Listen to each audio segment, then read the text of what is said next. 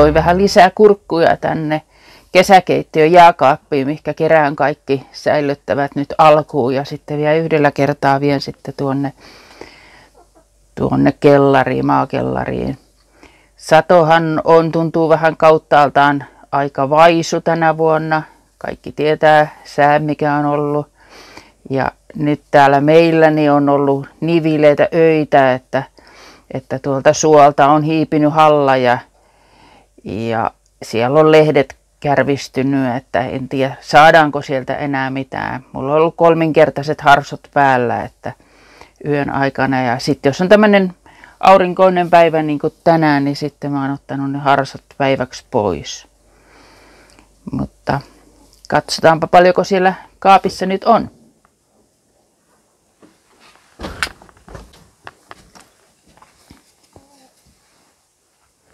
Eli täällä jääkaapissa sitten on mitä on nyt tehnyt. Eli siinä on kurkut ylähyllyllä. Tuolla alhaalla on sitten punajuuret. Sieltähän on suurin osa satoa vielä maassa. Ja sitten tässä on mustaviini. Marja Hilloa on tässä edessä. Ja kurkkuja tuskin kauheasti enää edes tulee, mutta toivotaan, että punajuurta tulisi, koska nuohan ei talveksi ei riitä mitenkään.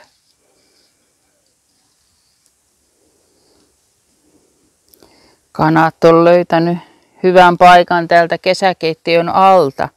Aikaisemminhan kesäisin täällä oli aina ankat ja kanoilla tietenkään ei ollut silloin asiaa tänne. Mutta nyt kun on ankat poissa, niin ovi on pidetty auki, niin he pääsee tänne. Sitten tässä pari päivää sitten niin tapahtui semmoinen ikävä homma. Ja tuntuu, että siitä on jopa vaikea niin kuin puhua. Meillähän on ollut täällä kärppiä, useampia kärppiä ja ne on ollut tosi kiltisti. Ja nehän menee välillä tuonne supiloukkuun ja ollaan päästetty ne pois sieltä. Ja Jukka on jutellut sille yhdelle kärpällekin, että niin kauan saa olla, kun pitää kanat rauhassa ja niin se on ollutkin tähän asti. Ja eihän tietenkään kärppä tämmöiselle aikuiselle pysty tekemään oikein mitään, eikä ne kauheasti sitä ole niin kuin pelännyt. Mutta pari päivää sitten Pitto oli tuossa niiden omassa ulkoaitauksessa, missä on tämä tämmöinen vihreä puutarhaverkko. Ja ollaan aina ajateltu, että ei ne mitkään petolinnut siihen mene, koska se on niin pieni ja siinä on lentämällä hyvin vaikea mennä. Joskus ollaan pidetty siinä jotain vähän kattoakin tai harsoa tai verkkoa päällä, mutta nyt ei ole ollut. Mutta nythän se tietenkin yksi kärppä hoksi, että siellähän on heille ruokaa. Ja 7 kanatipusta se vei 5. Että sitten ehdittiin hätiin. Ja nyt sitten ollaan tuo sisäkanala, tai se paikka, niin se on yksi päivä meni melkein, kun nyt eristettiin ja tilkittiin kaikki mahdolliset raot, kun sehän menee tosi pienestä kolosta, se kärppä. Ja nyt kun se on keksinyt siellä on, niin edes nämä 2 sitten säilyisi. Mutta sitten nämä aikuiset, tietenkin ne näki ja kuuli ja tajus mitä tapahtui. Nämä on ollut kyllä nyt hirveän säikkyjä, että ne yleensä kun luukun avaa aamulla, niin ne tulee ihan suoraan rynnäten ulos. Mutta nyt ei tulla ulos ja sitten ollaan vähän aikaa siinä niin heidän omassa aitauksessa. Ja nyt kun mä lähdin tuomaan näitä kurkkuja tänne alas, niin he lähti sitten seuraamaan mua. Ja kun touhusin tuossa keittiöllä, niin he meni tänne alle. Että kyllä heillekin semmoinen niin kuin varovaisuus on nyt päällä. Mutta se on luontoa ja se on tietenkin luonnollakin. Ehkä kärpällä on omat pienet poikaset jossain, mitkä tarvii ruokaa. Mutta kyllä se harmittaa siis suunnattomasti. Ei voi mitään.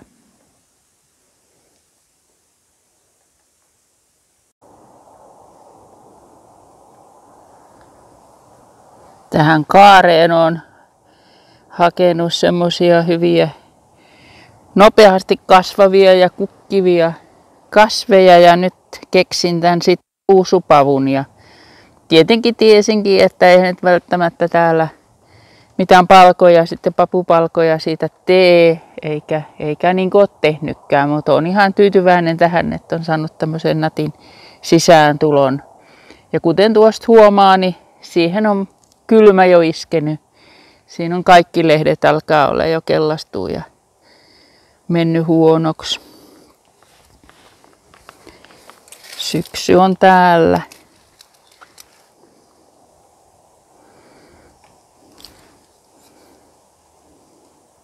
Tuossa on tuo kurkkupenkki ja siinäkin näkee, en tiedä näkeekö nyt ihan täältä asti, mutta näkee, että siinä on lehdet kellastunut ja kurtistunut. Viime syksynä istutetut porkkanat kasvaa hyvin. Ja voitaisiin katsoa, miltä näyttää sitten nuo porkkanat, mitkä laitoin kesäkuussa. Tässä on siis nämä syksyn kylvetyt. Ja tässä sitten on, en tiedä näkyykö edes, näitä lautojen vieressä on nyt sitten kesäkuussa laitetut. Ei ne yleensä näin huonosti ole itänyt ja kasvanut, mutta tänä vuonna se oli tietenkin vähän erilaista. Tässä on sitten tämmöinen hauska. Hoksasi yhtäkkiä, kun ei ollut harsoa käsillä ja oli laiska enkä jaksanut lähteä tuolta vajasta hakemaan, niin keksin, että raparperilehdet siihen voi hyvin heittää päälle, isot lehdet. Ja nehän on tosi hyvin pelannut. Salaatit on pysynyt ihan hyvänä. Nyt voi ottaa pois sitten, kun on aika lämmin ilma. Ei ole miksikään menneet. Tämmönen hauska vinkki, jos joku haluaa kokeilla. Tässä vieressä on sitten sipulit, punasipulit.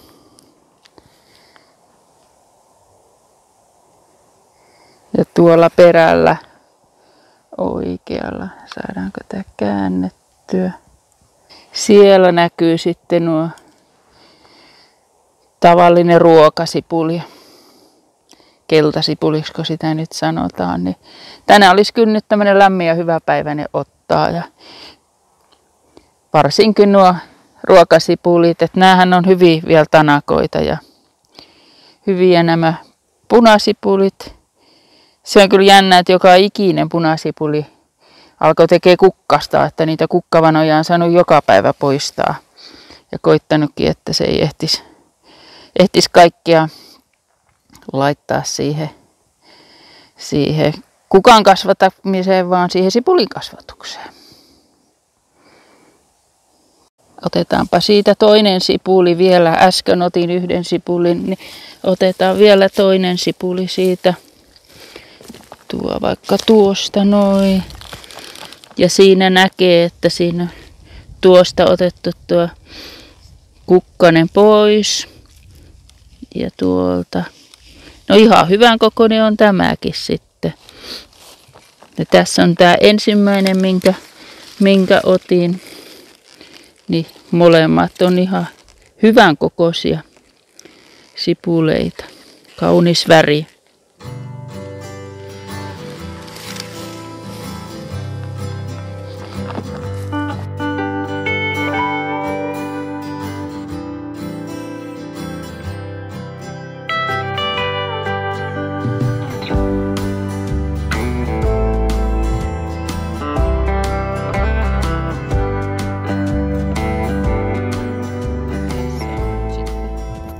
Ruokasipuli sato, eli nämä keltasipulit.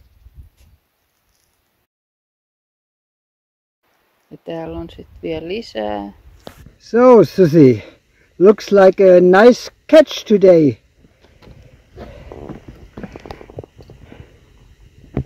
Yes, it's a nice catch.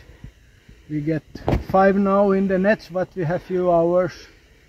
2 with the rod, what we already have been eating by the fire. So it's very nice. And this huge big one here. It's a really big one. That's a nice one. That's not often we see so big perch. But also the others have a nice size for eating. Yes, they are normal big size, the other ones. But this is a huge one. You know, this is 20 centimeter, the Letterman there. Yes, and only in a few hours that we have the net out. Exactly. So let's see what we have tomorrow morning. Oha! The nets are still there. Now we start to Let's make fish soup. Own vegetables, the potatoes, the onion, the carrots, and little bit salt and pepper, and then the fish. So I'm sure it's good. I'm also sure, so let's do it. Yes, As sooner we start, as sooner we can eat. yes. So put the camera away. We start the fish.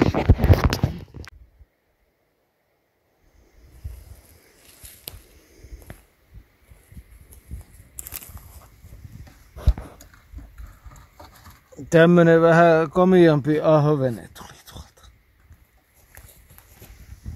Katsotaanpa mitäs me saadaan sinne paino. Perattuna niin 640 grammaa. Joo. Eli tää on ollut semmonen 800 grammanen. Joo, on iso ahven. On iso. Komea.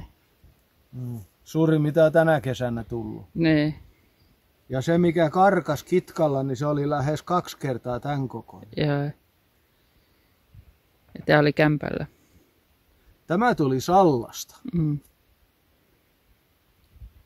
Hyvä homma. Ota.